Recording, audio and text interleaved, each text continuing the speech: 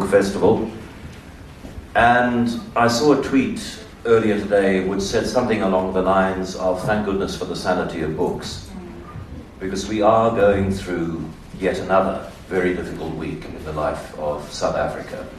Not the first and not the last, but there feels to be a particular poignancy and a depth of feeling which is surfacing this week, which perhaps, and this is what I've been expressing on the radio for the last few days, that I desperately hope that what we're going through in this week doesn't lead to what has happened to every time we've been through something like this in the last, because we had a bit of a 3-year gap of the honeymooning between 94 and 97, but subsequent to that we've had these moments and then they've died away, and the stories that are being told publicly get told privately and quietly again, and we stagger on our two belching cylinders. And I really hope that the kind of conversations that we're having as a country and in these sessions at Open Book are the beginning of a turning point, that somehow we manage to galvanize this kind of energy and start to make a meaningful difference. I'm John Maytham, and if you told me quite a few years ago that there would come a time that I would sit on a stage between a Mandela and a Verwoerd, no, it just did not seem possible, and yet here it is. On my right, quite obviously, is Ndileka Mandela, the firstborn of the firstborn. And her book, which unfortunately is not available to be bought yet, but when it is available to be bought, I suggest you rush out and buy it. It's a wonderful set of stories told by a masterful storyteller. And Wilhelm Verwoerd, and so this is called I Am Ndileka, and then Wilhelm Verwoerd's book is My Journey Through Family Betrayals. Nelson Mandela, Ndileka's grandfather, Hendrik Verwoerd, Wilhelm's grandfather. They're two very different books in a sense, in that Wilhelm, right from the first page through to the last, addresses what it is to be a Verwoerd, what that legacy is and how one deals with it. Whereas Ndileka's subtitle is revealing. The subtitle is I'm Ndileka, more than my surname. And her book is more of an attempt to reclaim her own story, to find her own voice. Of course, she has to deal with the fact that she is a Mandela, but she leaves it until chapter 12 of the book to deal specifically with the burdens, and there are more burdens than blessings in being a Mandela. So, okay, do you remember when you first became aware that you were a Mandela and that was a special thing? Not really. I mean, from the age of 10, Brenda started writing to me, but it did not click to me that he was a political prisoner, mainly because we lived in the Transkei, and my grandmother was a Jehovah's Witness. And because of the church doctrine, we don't talk much about politics, and Jehovah's Witnesses are apolitical. So that didn't click until a year before I had to go and see him. That, because you were allowed to start seeing him on Robben Island when you turned 16. Yes, yeah, when I turned 16, yeah. I mean, although when I visited Mom in Cape Town, whenever we'd go up Lion's Head, they would point out, there, your grandfather is there, but it didn't click why he's there, because it was sort of spoken in hushed tones. So around the time that I was 16, it was starting to click that, well, your grandfather is in prison. For what exactly? I don't know. And I think that started clicking when I went to boarding school, and then I got conscientized to politics. But I started going to boarding school when I turned, I was 17 when I was actually prior to that, 15 years old, when I went to Nyanga High School, when I was conscientized to politics. It's then that I got to understand his role, and because my then first boyfriend was very politically conscientized. Toza from Queenstown, and she's the one that gave me an introduction into politics. So yeah, it was around. And was the name Verwoerd at all part of that conscientizing into politics? No, not ever. Yeah. So, Verwoerd, a man who was assassinated in the mid-60s before you were born, that was a name that didn't become part of your consciousness probably for a very long time. For a very long time, it did. Yeah. And Wilhelm, can I ask you the same question? When you became aware as a Verwoerd that was a name of some significance? I mean, I remember... Wilhelm was 2.5 when his grandfather was assassinated.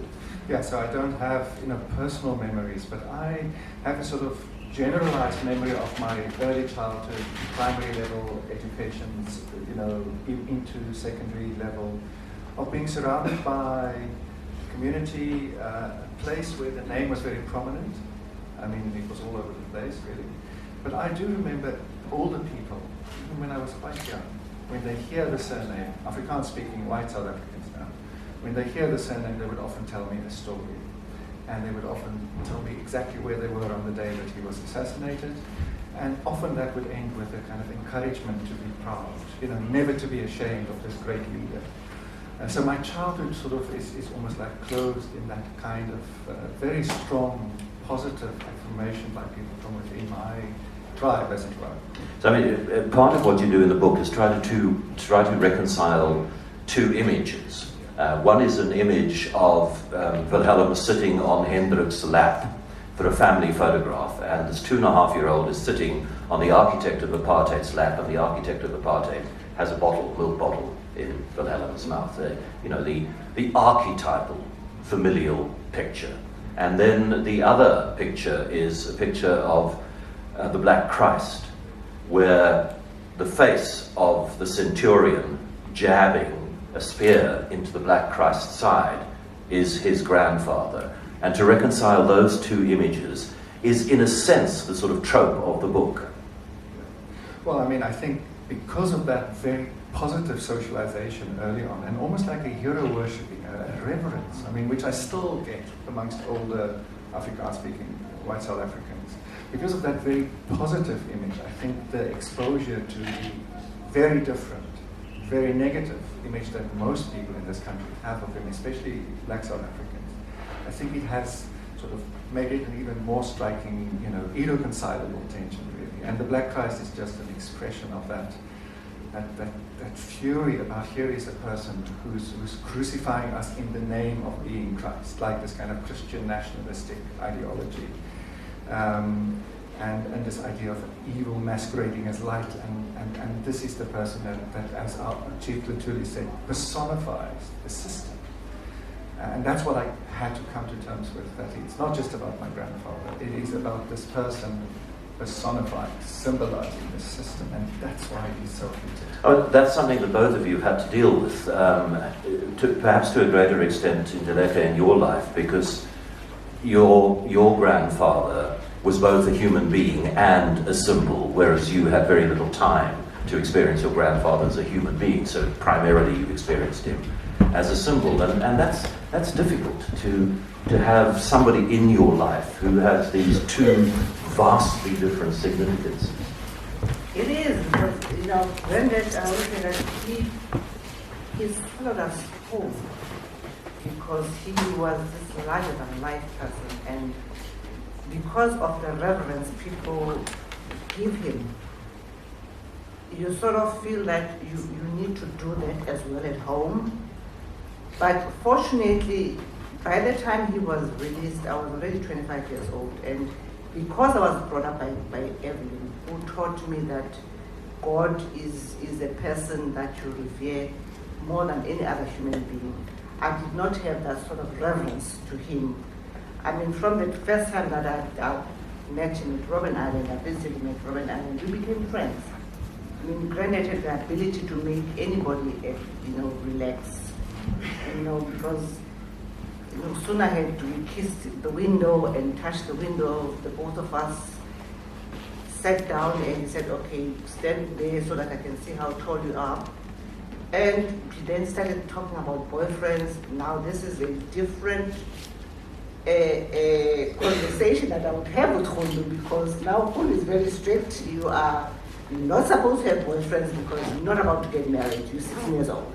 And this man is asking me about pap smears, about boyfriends, so, you know. We became friends, you know, and... But it's an extraordinary thing to think about, that a 16-year-old who is beginning to have a sense of why her grandfather is in prison, but not entirely come to terms with that, and on top of the history of why he's in prison. And you told me earlier that nobody told you what to expect when you got to Robben Island. Somebody just said, get onto the ferry and don't go under under deck because you'll feel more sick there. And then as a 16-year-old, you shoved onto a Robben Island, which at the time was was never a particularly pleasant place.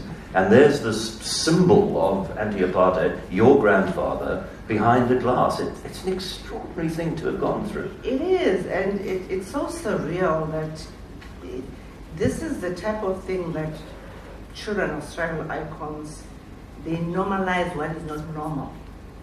Because it became normal to me. When he then went to Portsmouth, the routine was the same. I know you kept in this room, you go through this corridor, you kiss a window, you touch a window, and you talk to the intercom, then you leave. It becomes normal. And that therein is the brutality of apartheid. Because it was, as I was telling you earlier on, it would be years later that I would realize that I was the same age as my father, as Granite had seen my father alive when I went to see him in Robben Island. Yeah, the last time that Nelson saw his firstborn son was at that boy's age of 16, and then here comes his grandchild at 16. At 16, and yet he never showed the emotions that were going through him at that stage. He made me relax, which was important to him. And you know, these things become normal. And you wrap it around you that it's just part of life. But they affect you at a later stage, because seeing your grandfather at age 16 and they've never touched you, and you go and touch a window and you become normal with it, it does take a toll on you, because I think Granddad had to develop a sense of detachment from his family, because to feel too much would have killed him. You have got to have a set of detachment, because I'm an ICU nurse. Yeah, you're right about the first time that you realized how deeply Nelson Mandela missed his son, your father, was when you got hold of a copy of Sam Fenter's collected letters. Yes. And there you were able to read for the first time the deep pain and sense of loss that this man felt. Yeah, about the fact that his son died and he wasn't able to take part in the funeral rites or anything like that. And I was well into my 40s by that time. But I realized the depth of his love for Dad, and how you describe that, you know, the last time I saw him, he was sitting behind me at the Rebona trial, and I could see written on his face that he thought that we were going to get the capital punishment. And every time I turned around to smile at him, he never smiled back at me, because he was so distraught that thinking that his father would die. And it's those letters that, you know, made me understand why he would never talk about it. Because in a quest to get to know him, I would ask him what type of son was he, and it wouldn't matter what we were talking about. Granted would shut down completely and change the topic to an extent that I stopped asking, because I felt that maybe the pain was too great, and it was during the time that I was reading those letters that I understood the depth of his pain. You wanted to say something there? No. You, roughly the same age, you've established that your political awakening began a little later than Ndileka's, because at that age, 17, where she was starting to get a sense of the politics of the country of the time, you were still very much the archetypal young Voortrekker boy. Well, I mean, that is what's so sad and tragic when I listen to what you say, because if I think of what my life was at that time, and this kind of Afrikaner nationalist, Christian, you know, white Stellenbosch that I basically found my young self is just like a world apart. And it really, in my case, it took quite a strong sense of being shaken awake. You know, I was fortunate to go and study overseas and to be a little bit away from family and friends and all the people that sort of gave me a sense of clarity. And I mean, and then to be exposed to the stories of, say, Steve Biko. I remember, you know, being given his book and then sitting and seeing those pictures.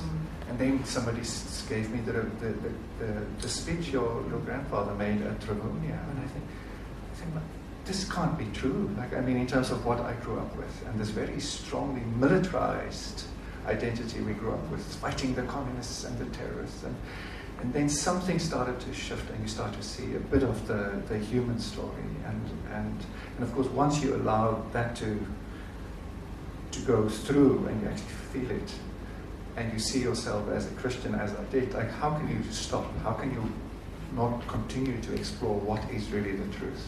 And that was then the start of the journey of questioning and grappling, and almost being haunted by this ghost of my grandfather, and the sense of how do I engage with this person who was such a loved figure within the family, but such a hated figure within the larger community.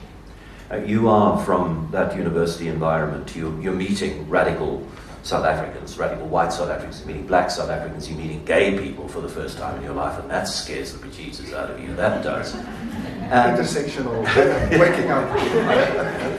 And you're writing letters to Melanie, who was your girlfriend at the time, back in Stellenbosch, and you're writing to her often at 1, 2 o'clock in the morning after a night filled with debates that are really shaking you. And now, I mean, it's so easy to be judgmental of this, because you go, how on earth did it take you until the late 80s to realize that black people were human too? You know? But that's an indication of how strong the hold of Christian Afrikaner nationalism was, not only on Afrikaans-speaking white people, but English-speaking white people to a large degree as well. I mean, I think that is just, I mean, that's why, I mean, it's quite, it's what's the right word? It's cringy. It's shameful, really, to look back at that time and to see the blindness and how long it took. But there's something around this kind of, and I don't think we explicitly didn't recognize the humanity, which was actually worse because it was clothed in this kind of paternalistic, missionary Christianity, which is more difficult to unmask because you think you're actually a good person and you sort of helping others. But I think the political awakening to actually begin to question the system fundamentally, because I mean in the early 80s it was quite fashionable as a student to be for the reforms within the National Party. And so I was sort of going with that stream more or less, but never really questioning the foundations of the system and the foundations of my history and the foundations of my faith. So that took encounters with real human beings and hearing some of those stories and hearing about people who were dancing in the streets on the day that he was assassinated. And what was that like for you? The first time somebody told you that black people, many of them, danced in the streets in the day that your grandfather was knifed in Parliament? Well, it's unbelievable. Like it's such a shocking contrast that fortunately I was at that stage exploring the political and the history, and I was reading up. So it wasn't happening in a vacuum, but this kind of visceral impact of that kind of story has stayed with me since then, and I've heard it many times since then. That's what happened, and that's why people were so glad on that day. So it has stayed with me, and in a sense I'm still trying to understand the depth of emotion and existential pain that goes with that story. Ndileka, you don't have anything like that, but because to a large degree Nelson Mandela still remains the revered figure that he was in black people's lives from the first time he became politically active. But there are people who accuse him and other ANC leaders at the time of selling out, of being traitors, and so on. How's that for you to deal with? Well, for me, it's hurtful because this is a person that is deemed to be a sellout that sacrificed his entire adult life. It was Granddad's productive life that he sacrificed. Granddad could have been a hotshot lawyer earning lots and lots of income. Should have been a heavyweight boxing champion of the world. Yes, and yet he didn't. He's the person that when his mother died, he could not go bury his mother, he could not bury his son, he could not bury his sister. So there's a lot of sacrifices that he made. Now to come out and say that, you know, he sold out is hurtful. But in a way, I understand, because it's only in retrospect now, as an adult, as having children of my own, knowing that people are informed by the context of which they live in and they act within that context. His context is different from mine. Pretty much like I was telling you earlier on, when people say, well, this is not in the spirit of Nelson Mandela, and it annoys me because it's almost as if I don't have my own identity, I don't have my own intelligence to read things and make my own decision. So, you know, it's like I said, it's pretty much the same thing that, you know, people don't think along the lines of context. It hurts, but it's something that, you know, I believe people choose to be born in certain families. I chose to be born into this family, and I've developed a thick skin, because a lot of things get said about my family, and I cannot take it personally, because I would have a heart attack if I took everything personally. Yeah, I mean, you do refer to being a Mandela, obviously, throughout the memoir, because you are a Mandela throughout the memoir, but primarily you want to think of yourself as Ndileka, not a Mandela. But then in chapter 12, where you do address this thing of this name that you carry with you, and I think many people expect that the name Mandela is a blessing, that it opens doors, that you set up a foundation and you knock on, I don't know, some industrial maven's door and they take out their checkbook or ask you for your back. Yeah. I think a lot of people would expect that being a Mandela is by and large a blissful thing. But that's not your experience. No, it's not my experience, and certainly not most of us, you know, because the only person that could do that was Nelson Mandela, because he had paid his dues. And like my grandmother used to say, that until you pay your dues, it's only then that people will respect you. He's the only person that could pick up a phone and talk to a businessman. By the end of the meeting, he's got 1 million. I can't do that, because people want me to prove myself still. You know, I've had challenges since I became, you know, active on social media, and I would get inboxes of people thinking that I can assist them with a myriad of things, perhaps because I have this vast amount of money that I can just go and get it from a safe and say, there you go, you can. I'm battling like everybody else, and I have to work. I have to hustle like everybody. And you spent 3 of your productive years, you gave them up, and this is something I didn't know until I read the book, that for the last 3 years of Madiba's life, you were a full-time caregiver for him. You were a qualified nurse, and so you were there with him, along with Grassan, obviously, but you were there day in and day out, giving up 3 productive years of your life. And not earning income. And for me, that was the sacrifice I felt I had to do, because had my father been alive, I feel he would have done it as his firstborn. And because I had given the same care sort of to my grandmother, I felt that it was important for me to do that. And yes, certainly, you know, I had always wanted to be close to Granddad, because as you know in the book, I talk about how when he was released, we drifted apart from the closeness that we had when he was in prison, because suddenly he was everybody's grandfather, and I could not gain access to him like I did when I was in prison, because in prison I missed the times that it would just be me and him one-on-one, especially when he was in prison at Victor First State, because I could stay all weekends. So when he came out, it was a shock to me, and I felt resentful for a long time that I cannot have the access that I thought I would have to you. So it took a long time for me to wrap it around my head. And with time, I had to make peace with it.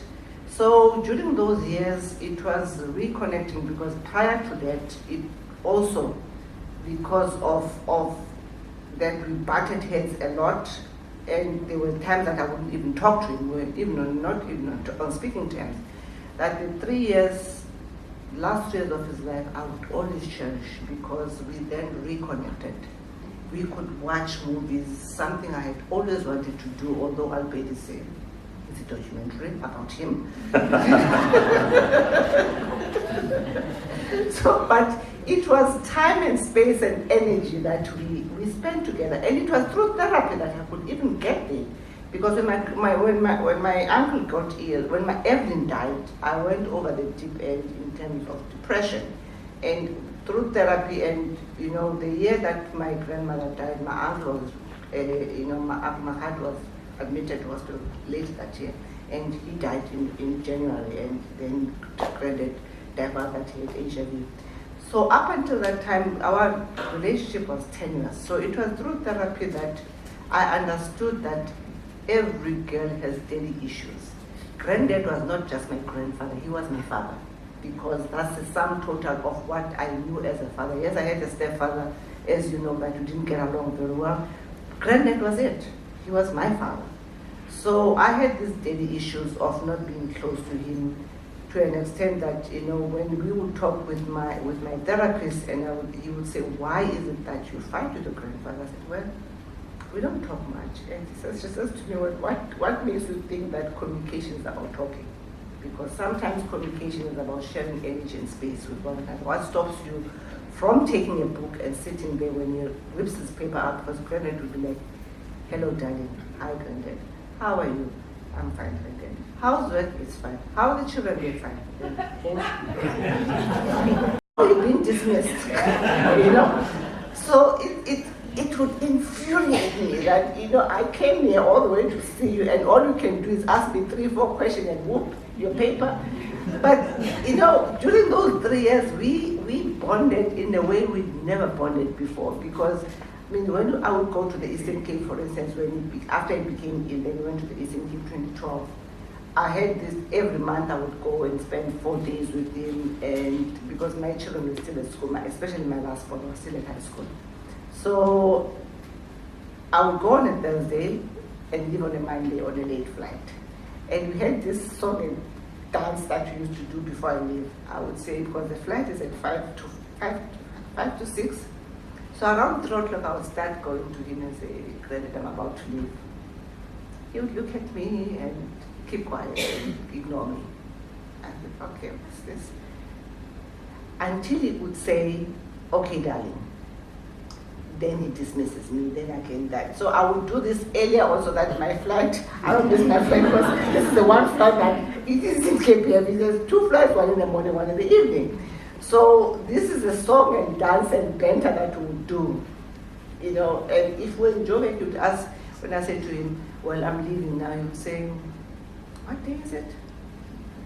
And I said, okay, I'll see you on Wednesday. Say it's a Monday. He said, I'll see you on Wednesday. He said, what day is it today? And I said, it's Monday. And it's like he's wrapping it around his head. Okay, 1, 2. Okay, they said, okay, darling. Then I would. So, those last years were the years that I will always cherish, because we became close as any grandchild and grandfather can be.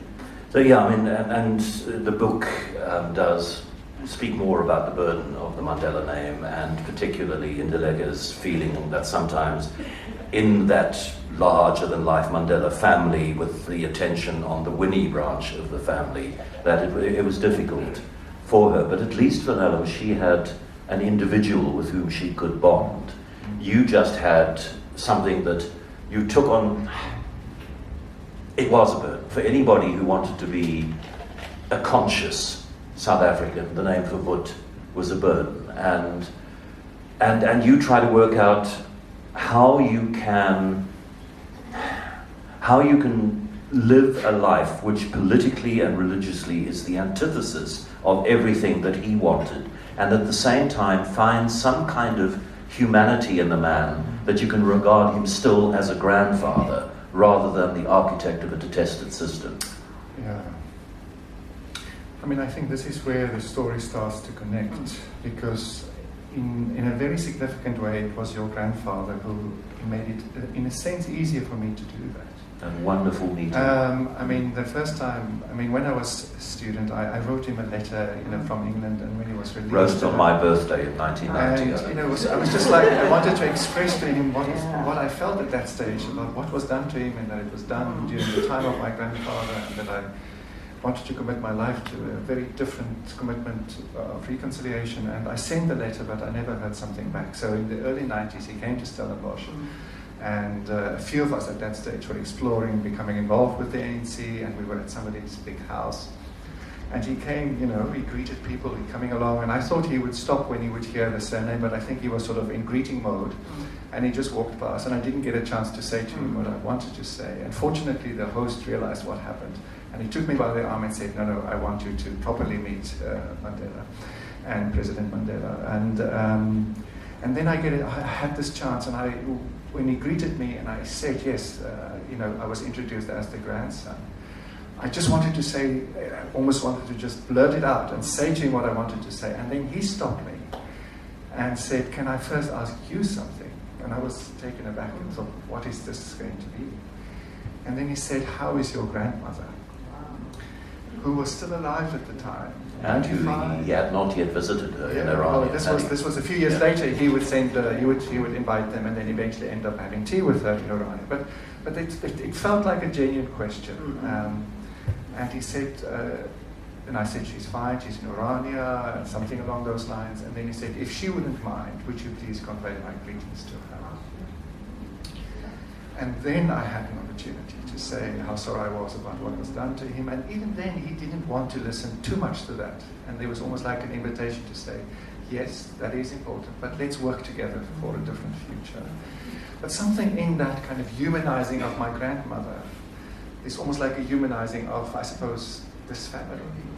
And he said to you, with your name Verwoerd, people will listen to you. Well, he did. Yeah, he encouraged me then to actually accept this and use it in a positive way. And that happened a few times with other Black South Africans as well, where people would say, but in our culture we respect our ancestors. He's your ancestor. He's your grandfather. Archbishop Tutu. He's your grandfather. He's your grandfather. He's your grandfather. Like this kind of accept this. But make a choice with your life that is different to what he chose. And so it was almost like I was being midwifed by people who suffered so much in the name of Verwoerd to actually accept my grandfather. And for me that was a very liberating experience. And it has really helped me on this journey of living with this irreconcilable tension. You know why I think that happened? I always say that had Granddad not gone to prison, he would have died. At an early age, because he was militant and non-conformist. Prison gave them a time to step back and reevaluate their strategy. Also, it allowed them time to meditate, because it is only when you align mind, body, and soul, and you sit in a quiet place and away from the noise that you can make sense of things. And prison allowed them to do that a lot of the time. And it made them grow as people. It made their souls grow that much bigger. That's why when he came out, he could forgive your grandfather because of the journey the spiritual journey that they took when they went to prison. So it was a blessing in disguise, in retrospect. At the time, I don't think they would have thought it was a blessing, but it was a blessing, because I really think that he would have died a young man. When you write about that, towards the end of the book, when you write about that meeting with Desmond Tutu, you got to know him a little bit during the Truth and Reconciliation Commission, where you were a researcher, and you speak to him about how do I humanize my grandfather. And I'm going, why do you need to? He's a bastard, Just accept that you had a grandfather who was a bastard. Why do you need to humanize him? And then Tutu does. He says he is your grandfather, and yes, he had a particular approach to apartheid, but he wasn't the first and he wasn't the last. He was a long line of political leaders in South Africa that were following policies which excluded black people from full involvement in South African life. And I think that kind of attitude is a lot less popular now. I think you'd struggle to find political leaders now would have that attitude towards you and your grandfather. Yeah, no, I mean, that is something exceptional. I mean, I've experienced this with other people too, but I do understand that people really need to keep a distance from any attempt to, and even the language of humanization can come across as a kind of softening of what he's responsible for, and a kind of avoidance of the depths of the evil of that system. So I do have some understanding of that. I mean, I suppose for me, the way I understand it is that nobody should be demonized. Because once we go down that route, it becomes something that could be easily be misused. And that, for me, one of the most difficult things has been to actually include, as it were, my grandfather in my circle of compassion, of humanity. And I sometimes struggle with that still, and I do hope it does not come across as some kind of a, trying to sort of reduce the impact of what happened, or to try and justify it, because I really don't want to be part of that. It's not on you, though. Sorry. It's not on you. What your grandfather did is not on you, because he walked his journey, just like as what Granddad achieved is not on me. That's why I still have to prove myself, which is what I was talking about earlier on, that people think it's easy being a Mandela because things come at a snap of a finger. They don't, because he proved himself. I had to prove myself, just as he walked his journey. So you're a child. You are not responsible for him to make those decisions.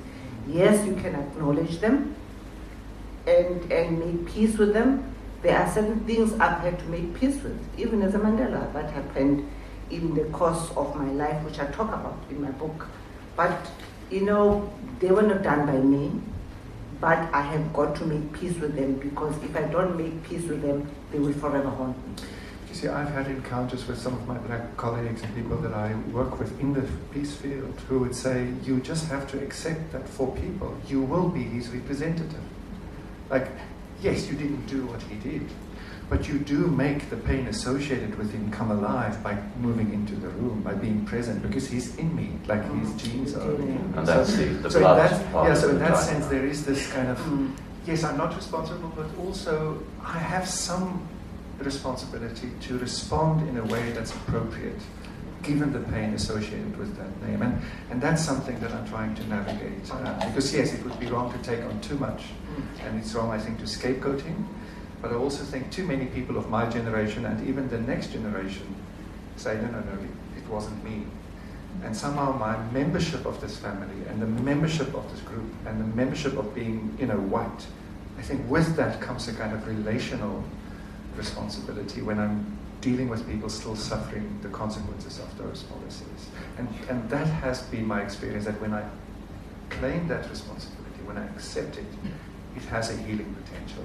If I avoid it, it just adds salt into the wounds. I suppose it's because Granddad forgave your grandfather. Do you think he did?